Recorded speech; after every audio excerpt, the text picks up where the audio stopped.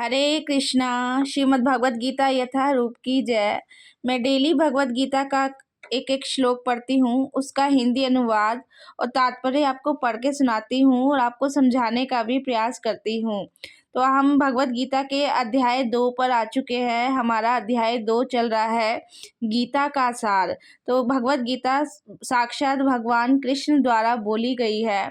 एक एक श्लोकों के माध्यम से हम भगवान कृष्ण की वाणी को समझने का प्रयास करते हैं। तो शुरू करते हैं हमारा आज का श्लोक। हमारा श्लोक संख्या आज 7 है और अध्याय हमारा 2 चल रहा है।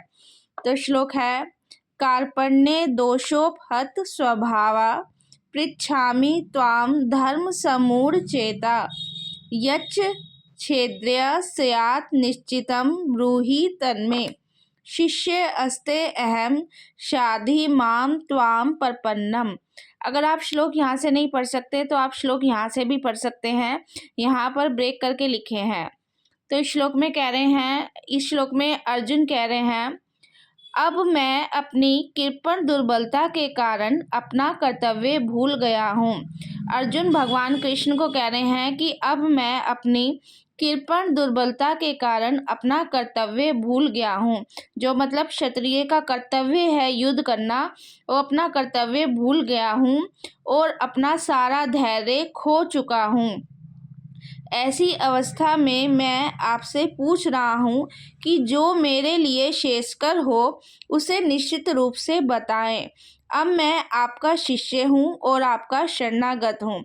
तो यहाँ पर अर्जुन क्या कह रहा है कि मैं अब आपका शिष्य हूँ क्योंकि मैं अपना कर्तव्य भूल गया हूँ। अर्जुन अपने सगे संबंधियों को देखकर युद्ध करने के लिए मना कर देता है।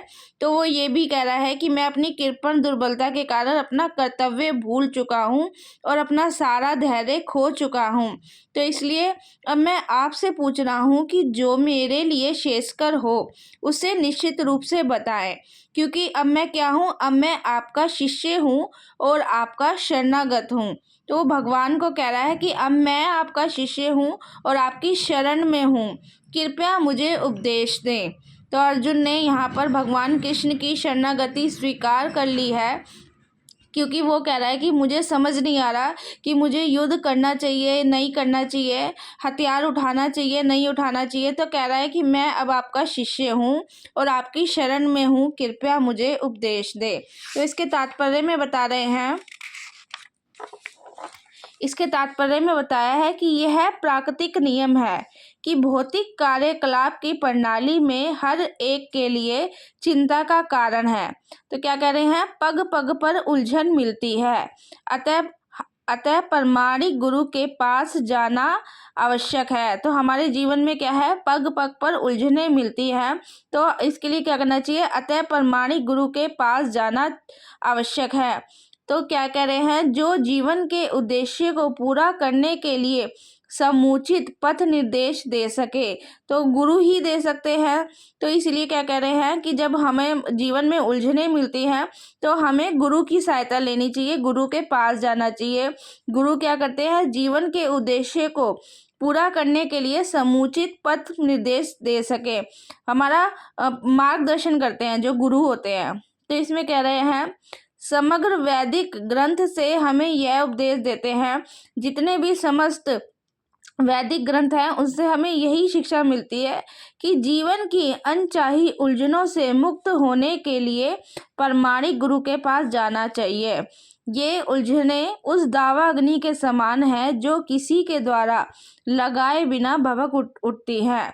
तो इसमें क्या कर रहे हैं, इसी प्रकार विश्व की स्थिति भी ऐसी है कि बिना चाहे जीवन की उलझने स्वतः यानी कि अपने आप ही उत्पन्न हो जाती है। कोई नहीं चाहता कि आग लगे, किंतु फिर भी आग लगती है और हम अत्यधिक व्याकुल हो उठते हैं। तो इस श्लोक का मेन तात्पर्य यही है कि कि वैदिक उपदेश यही दे रहे हैं कि जीवन की उलझनों को समझने तथा उनका समाधान करने के लिए हमें परंपरागत गुरु के पास जाना चाहिए। तो अब अर्जुन ने कृष्ण को अपना गुरु मान लिया है, क्योंकि वो भी उलझ गया है कि मुझे क्या करना चाहिए है। तो भगवान ये कह रहे हैं कि ये प्राकृतिक नियम है, मनुष्य जब उलझ जाए तो उसे क्या करना चाहिए, गुरु की शरण में जाना चाहिए। जैसे अर्जुन भगवान कृष्ण की शरण में गया, हमें परंपरागत गुरु के पास जाना चाहिए। जिस व्यक्ति का प्रमाणिक गुरु होता है वह सब कुछ जानता है। अतः मनुष्य को भौतिक उलझनों में ना रहकर गुरु के पास जाना चाहिए। यही इस श्लोक का तात्पर्य है। तो इसमें मेन बात यही है कि जीवन की जब भी मतलब समस्याओं का जो हल कर सकता है वो गुरु ही कर सकता है। हरे कृष्णा। आज का हमारा ये श्लोक पूरा हुआ।